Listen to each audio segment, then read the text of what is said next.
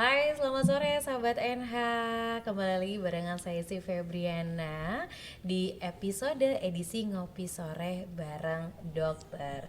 Dan hari ini saya sudah ditemani nih ya sama dokter. Kayaknya ini favorit para pasien juga nih ya. Kalau misalnya mau cari untuk konsultasi langsung mau dong sama dokter Rurus gitu. Langsung booking appointment biasanya.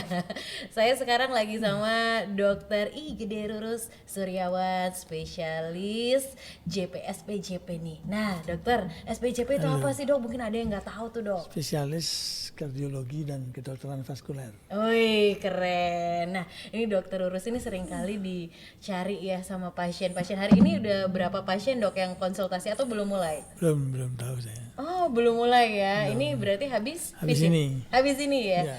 Oke. Nah, dokter, kita hari ini ya, Dok ya, mau bahas mengenai jantung dipasang ring. Kok bisa? Nah, ini banyak Ya nih. itu namanya kemajuan teknologi. Wih, ini kemajuan teknologi. Banyak yang pasien-pasien NH atau bahkan sahabat-sahabat NH yang mungkin belum awam ya, Dok, sama kata-kata ring ini ya. Nah, sebenarnya ring ini apa, dokter? Sebenarnya bukan ring ya, itu permudah saja. Tapi Mempermudah ya. nama aslinya namanya stent. Stent Coronary ya. stenting. Stent ini apa dokter? Stent itu adalah satu tergantung dari bahan bakunya. Tapi secara keseluruhan namanya stent. Nah, stent itu dibuat dari yang terakhir-terakhir ini memakai namanya alloy. Alloy. Itu sama seperti kalau mobil ada peleknya itu. Velgnya ya dok Ya, ya. jadi dibuat dari kobalt kromium. Oh oke. Kalau nama apa namanya Medis. nama medisnya. Ah. Kobalt kromium itu adalah satu logam yang khusus yang tidak bisa mengalami tidak pernah mengalami kalau rumah itu kalau dekat pantai kan terjadi keropos gitu ya. Rapuh gitu ya. Apa namanya itu? Lunak, rapuh, kropos. Satu lagi Apa dok? jadi bingung nih. Jadi apa ya? namanya? Rontok gitu dok. Bukan. Apa? Yang mengalami jadi ada merah logamnya itu jadi merah. Kemudian anti karat. Oh anti karat. Ini seumur hidup dia tidak akan berkarat. Oh jadi seumur hidup dia tidak akan Ya, berkarat. itu dari sisi produk dan sifat. Oke, dok. Tapi maksudnya untuk dipasang ring ini kenapa sampai Ya, akhirnya pasien bisa sebentar dipasang ring ini? sebentar saya terangkan. Oke. Jadi logam ini tujuannya untuk menjaga supaya pembuluh darah yang menyempit, Yes. pembuluh darah koroner yang sempit itu bisa dilebarkan kembali dengan pakai pasang ring ini. Jadi ring ini atau stent ini sekarang itu teknologinya udah maju luar biasa. Dulu kita pakai stainless steel logam stainless steel 136L namanya. Jadi itu juga anti karat tapi sekarang sudah tidak dipergunakan lagi karena dia kemampuan penyanggaannya tidak sebagus ini. Yang dulu itu kuat tapi sering mengalami penyempitan ulang. Oh. Nah, stent itu bermacam-macam. Ada yang stent bare metal stent, istilahnya artinya hanya terdiri dari logam itu saja, Oke. tanpa ada teknologi yang lain. Tapi sekarang ini ada teknologinya yang namanya drug eluting stent. Oh. Drug, obat, eluting dilapisi dengan obat tertentu. Oh, oke. Nah itu bisa menjaga supaya tidak kumat lagi karena kan waktu dipasang itu terjadi belum sembuh betul. Jadi proses penyembuhan itu kadang-kadang bisa menimbulkan penyempitan baru. Oke. Ya, jadi terbayang kan? Kebayang dong, kebayang. Ini buat sahabat-sahabat NH ini hal yang maksudnya medis tapi ini perlu banget kalau sahabat NH untuk tahu ini ya dok ya. Iya sangat perlu. Oke, karena saya baca dok kalau misalnya kemarin sempat riset juga karena kita juga NH ini mau ada NH Heart Center ya dok ya. Oh, Ini ya dok ya. Nanti barengan sama timnya dokter Rurus juga nih. Nah kemarin saya sempat baca dok kalau pada 2019 itu WHO mencatat juta orang meninggal akibat penyakit kardiovaskuler. Dari angka tersebut tuh 85% ya dok ya, itu disebabkan oleh serangan jantung dan juga stroke. Nah, bagaimana dengan kondisi di Indonesia dokter? Kalau dilihat saat ini dari 2018 ya dok ya, itu meningkat ya setiap tahunnya sejumlah 15%. Salah satunya cara untuk mengobati PJK ini dengan pemasangan ring tadi yang sudah sempat dokter jelaskan di awal tadi ya dok ya. Oke, kita next lagi nih, sebenarnya fungsi, kita masuk ke fungsi dok lebih detail lagi nih ya. Fungsi dari pemasangan ring di jantung itu apa dokter? Jadi seperti tadi saya katakan, sakit jantung itu ada macam-macam. Oke. Ya, ada ototnya, ada klepnya, ada pembuluh darah koronernya. Jadi pembuluh darah koroner itu adalah pembuluh darah yang satu-satunya memberikan aliran darah ke otot jantung, supaya otot jantung itu bisa bekerja secara hampir seumur hidup kan. Fungsional. Bisa memompa darah, itu perlu makanan dan oksigen. Bisa berfungsi dengan baik. Jadi itu baru bisa berfungsi dengan baik kalau saluran yang ke sana yang namanya arteri koroner itu tetap terbuka. Salurannya berarti ada saluran khusus itu tetap terbuka ya dok? Terbuka. Jadi Tuhan dan ciptakan manusia itu sempurna, tapi kita yang kadang-kadang merusaknya. Jadi yang penting itu adalah ada terjadi proses penyempitan yang prosesnya panjang sekali. Bisa dari masa kanak-kanak, dilaporkan dari mulai usia 5 tahun sudah bisa mulai terjadi proses itu, sampai dia usia dewasa baru muncul penyakitnya kalau sudah penyempitannya melebihi 70%. Jadi, nah karena sempit, yang mendapatkan alat ini kan seorang dokter juga yang dari Swiss. Itu awalnya dipakai balon. Awalnya pakai balon, melebarkan penyempitan itu dengan balon. Nah setelah di balon ternyata masih ada problem yang belum terjawab waktu itu, yaitu setelah dikasih balon dia seperti karet gitu kan, agak namanya recoil atau terjadi penyempitan kembali di tempat yang sama. Dengan bantuan balon ini ya? Dengan balon ini, itu kelemahan balon doang. Tetapi ada kalanya memang dipakai sebagai satu strategi, karena balon ini bisa dibuat yang kecil, jadi pembuluh darah kecil yang 2 mili pun bisa dipakai. Jadi itu masalahnya. Nah setelah teknologi itu berkembang, seperti tadi saya bilang sudah maju sekali. Sekarang drug-eluting stent itu sudah generasi ketiga. Stentnya udah generasi ketiga ya dok. Kalau balon tadi generasi? Itu beda lagi. Jadi balon juga mengalami refinement supaya dia gampang masuk. Jadi tipis. Termasuk stentnya tipis. Nah, yang membedakan antara bare metal stent, bare itu kan hanya metal saja, kemudian dengan drug-eluting stent, kemudian ini membedakan kekambuhannya dan keberhasilan memasukkan alatnya. Kalau yang bare metal stent itu memang yang pertama kali tahun 86 sudah ada. 86, terus kemudian berkembang tahun 2000 awal dari 21st century itu ditemukan lagi yang disebut dengan stent ini. Dan stent ini dilapisi oleh obat yang dibawa oleh polimer. Jadi ada lapisan yang namanya lapisan polimer yang untuk membawa obat yang ada di pembuluh di stent itu. Jadi dilapisi demikian rupa dengan teknologi tertentu, dia bisa berada di situ sekitar 3 bulan. Setelah itu habis obatnya, itu akan stent yang tadi dipasang akan tetap di situ tapi tidak menimbulkan penyempitan ulang. Atau paling tidak penyempitannya tidak terlalu besar. Tidak terlalu besar ya dok ya angkanya. Nah pasien yang seperti apakah dokter? Apakah ada tingkatan-tingkatan tertentu ketika seorang pasien itu mengalami penyakit tersebut itu dan perlu untuk dipasang ring jantung? Ya, jadi orang-orang yang perlu tentu orang yang mengalami penyempitan. Apa ada tingkatan-tingkatannya dok? Ada penimbatannya, ada yang total. Mm-mm. Penyumbatan total itu ada juga yang baru atau akut, terjadinya baru berapa jam yang lalu atau berapa menit yang lalu kemudian terjadi penyumbatan yang menyebabkan keluhannya muncul.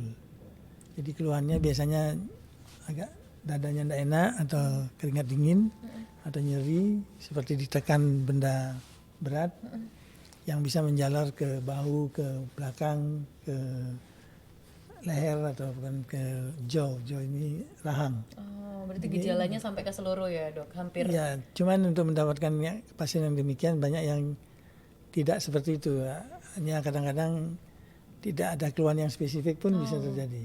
Oke dokter, tapi dok, apakah ring jantung ini bisa dipasangkan ke anak-anak juga yang mengalami ini dengan tingkatan-tingkatan tersebut dok? Ya, karena tadi saya bilang anak-anak bisa mulai terjadi penyempitan pada waktu Itu nggak apa-apa dok, berarti tidak melihat tidak umur. perlu karena masih yang namanya baru itu hanya strip daripada lemak saja. Kemudian mengalami penambahan karena dietnya tidak bagus, misalnya suka makan macam-macam lemak yang tinggi. Berarti lebih ke kalau misalnya kita mau lihat penyebabnya ini ke lifestyle juga Lifestyle, mengaruh ya dok ya. sangat berpengaruh. Ini ya sahabat-sahabat Ena harus diperhatikan juga lifestyle ya, gaya makan, gaya hidup yang sehat harus diperhatikan ya dok ya. Betul. Atau bisa ini dok, secara genetik itu penyakit yang menurun dokter?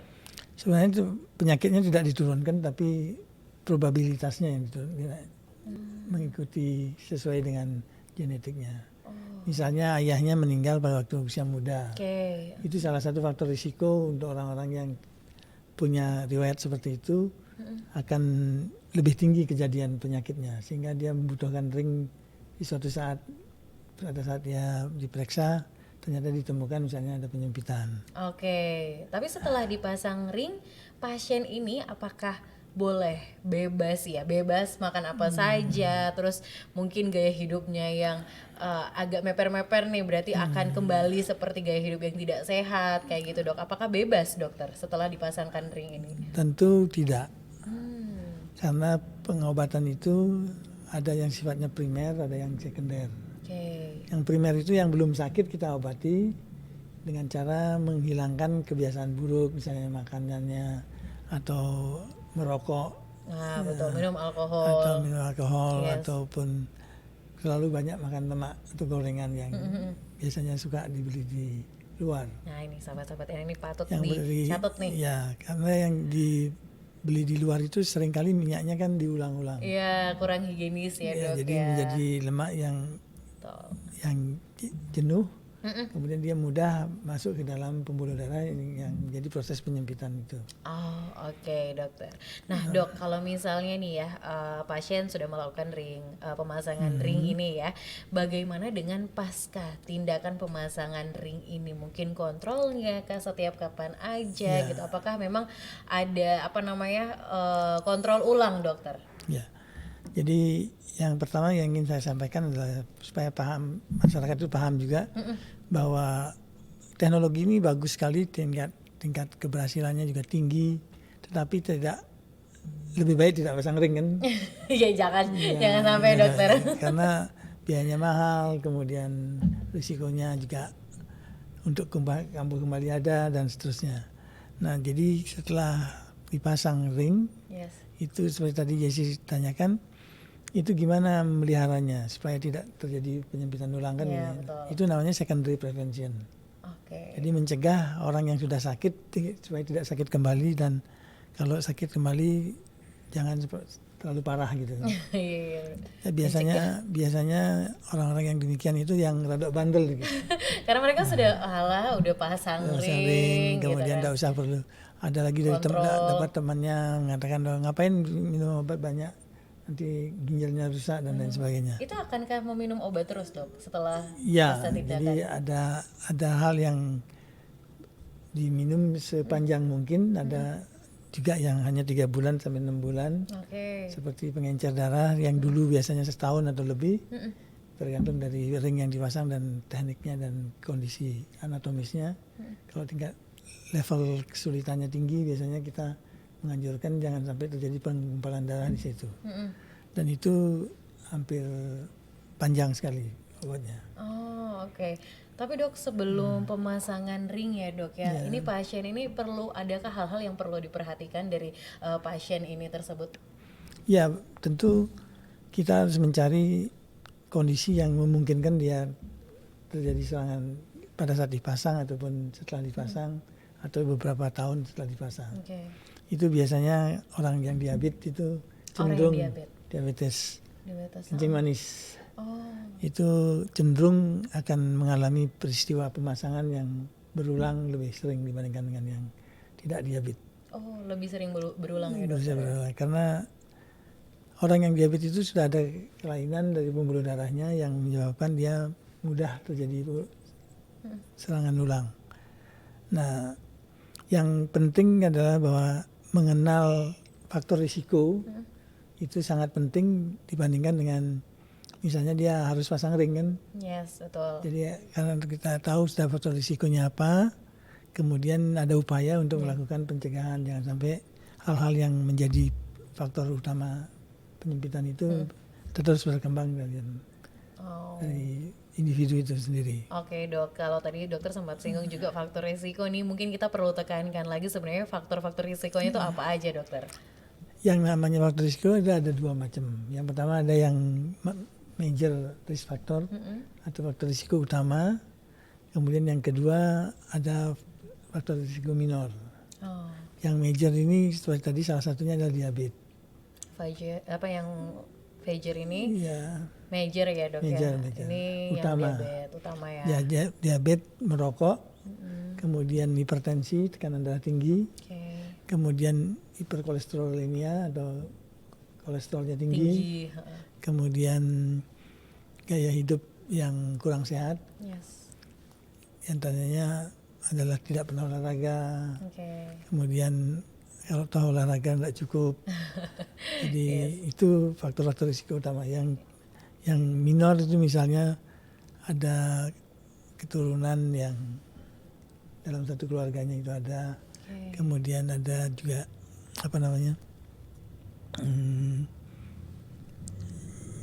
dia pasien tersebut punya risiko seperti tadi lemaknya tapi tidak terlalu tinggi. Jadi borderline gitu. Jadi tidak terlalu tinggi tapi untuk orang itu karena dia sudah pernah sakit, maka dia termasuk harus ditambahin obat. Maksudnya ada yang diperhatikan lebih lagi ya. Ya, betul. Nah kemudian yang berikutnya tadi adalah pertanyaannya sebelum saya jawab kayaknya. Kalau sudah pasang ring itu apakah bisa beraktivitas kan gitu? Iya, betul.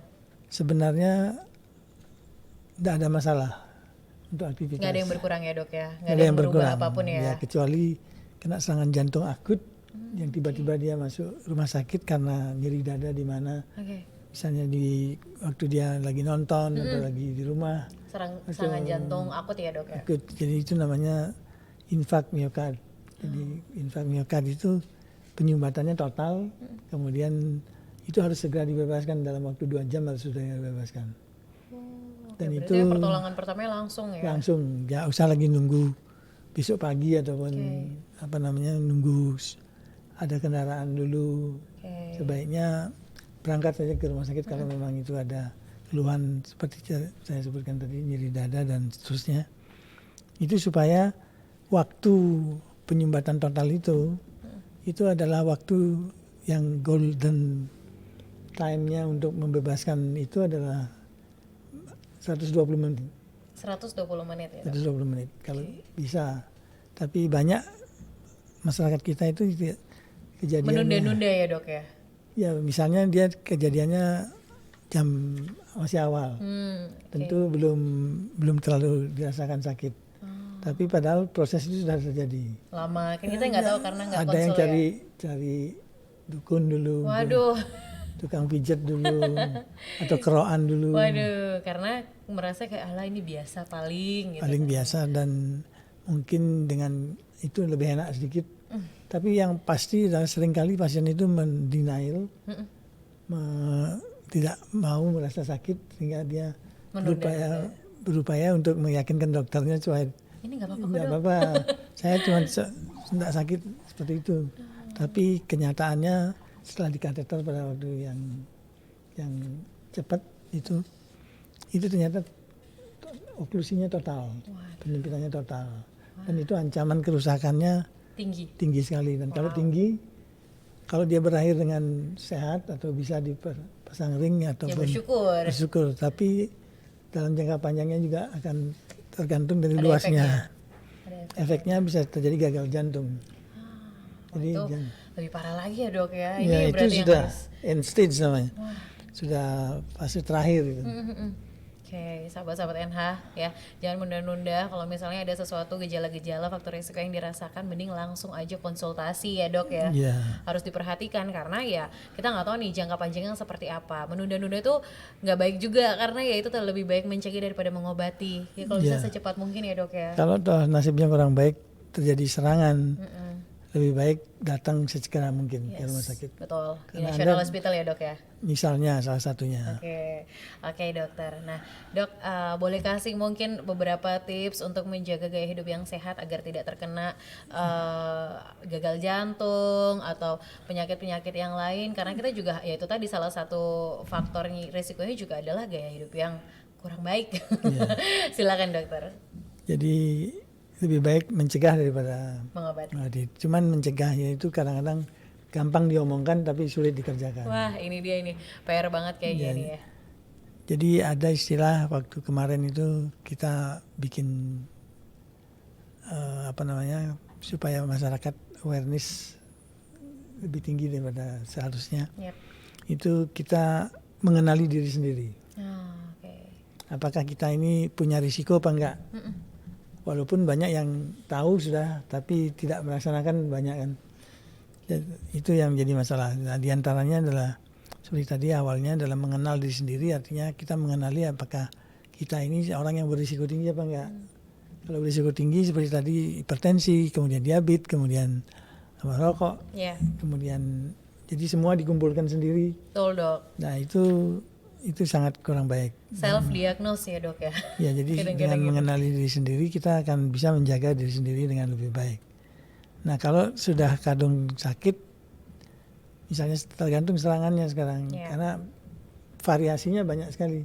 Padahal penyakitnya sama. Nah, kalau yang akut itu terjadi gumpalan darah di dalam pembuluh darahnya, sedangkan yang kronik itu artinya yang istilahnya stable angina atau nyeri dada yang berhubungan dengan aktivitas itu masih lebih simple. Jadi tapi tetap harus kenal dulu dengan diri kita. Berarti kalau misalnya kita harus mengenal diri kita juga harus memeriksakan screening dok. Bisa ya dok ya screening dulu. Sangat bisa. Cardiac medical check up gitu ya dok ya. Ya itu urusannya rumah sakit. Jadi memang sahabat-sahabat NH juga harus aware terhadap diri sendiri, mengenali diri sendiri dengan sebaiknya medical check up atau mengecek nih keadaan jantung kita apakah sehat atau tidak gitu, karena dari situ akan terlihat juga jika ada kelainan, ada penyakit-penyakit yang harus kita konsultasikan lebih lanjut gitu ya dok ya.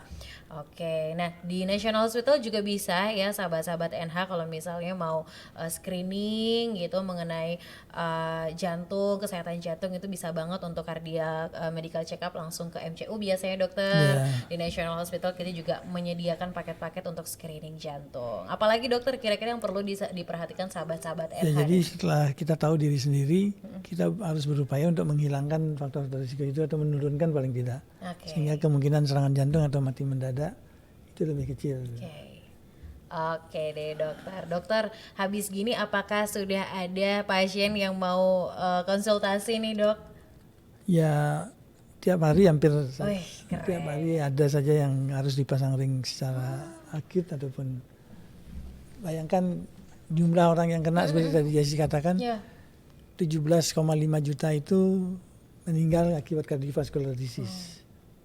Bayangkan 17 itu per tahun loh ya. Iya, banyak banget itu dari 2018 sampai sekarang ya dok ya. Berarti udah banyak banget. Banyak sekali dan itu yang meninggal tapi yang calon meninggal kan banyak. Jangan sampai dokter. Nah itu yang harus diperhatikan ya sahabat-sahabat NH, sesegera mungkin untuk memeriksakan diri ke juga kalau misalnya ada faktor resiko yang merasa kurang normal di jantungnya, mending langsung aja ke ya apa namanya yang ahli di bidangnya untuk memeriksakan sesegera mungkin ya dok ya. Oke dokter, kita next ngobrol apa lagi nih dok? Kali aja nih sahabat-sahabat NH mungkin pengen tahu gitu di next episode. Kalau menurut saya juga ada banyak penyakit jantung yang belum dipahami oleh masyarakat. Oke, siap. Misalnya penyakit otot, otot jantungnya, otot jantung ya dok atau ya. klep itu bisa kita bedakan. Dan banyak sekali lagi yang harusnya diketahui oleh masyarakat kita, karena sekarang ini kan era teknologi, jadi buka Google udah tahu. Udah tahu, Ya, tapi jangan ditelan mentah-mentah informasinya. Ya, Oke dokter. Ada satu hal yang saya juga agak miris itu ada tayangan yang berulang-ulang di media sosial. Itu mengatakan bahwa tidak perlu pasang ring sekarang ini, tinggal disedot aja pakai alat tertentu. Padahal alat yang seperti itu sudah pernah kita pakai, sudah sejak tahun 10 tahun yang lalu sudah, tapi tidak lebih baik daripada pasang ring. Dan tidak terlalu butuh yang demikian, teknologi yang seperti itu. Oke, nah itu ya sahabat-sahabat NH, kalau misalnya melihat suatu tayangan juga di media sosial, kita mending cari tahu dulu nih sama yang ahli di bidangnya, jangan semua informasi ditelan mentah-mentah, karena kita nggak tahu nih kebenarannya seperti apa di medis ya dok ya. Oke, nah dokter thank you banget sore hari ini boleh ngobrol sama kita. Terima kasih. Next kita bakalan bahas mengenai penyakit-penyakit jantung ya, seperti tadi dokter bilang, otot jantung dan lain-lain ya dok ya. Oke, sahabat-sahabat NH thank you banget udah simak edukasi ini, edisi Ngopi Sore bareng Dokter Rurus ya sore hari ini. Dan jangan lupa untuk selalu memeriksakan tubuh Anda, kesehatan Anda di National Hospital Surabaya. Untuk jadwal praktek Dokter Rurus, sahabat NH bisa langsung cek di websitenya National Hospital Surabaya dan juga NH Apps ya. Jangan lupa di-download juga untuk mengetahui dan bisa booking appointment dari Dokter Rurus. Kali aja mau konsultasi bersama dengan Dokter Rurus. Dan jangan lupa juga kalau misalnya sahabat-sahabat NH mau tahu layanan apa saja, kesehatan apa aja yang ada di National Hospital, bisa langsung aja hubungi di 0811-2975-700 atau bisa juga melalui NH Apps atau direct message di Instagram kita, semua akun sosial media kita di National Hospital Surabaya. Sekali lagi terima kasih buat sahabat-sahabat NH yang sudah menyimak edukasi ini barengan sama Dokter Rurus. Terima kasih semuanya, sampai jumpa. Terima kasih. Bye.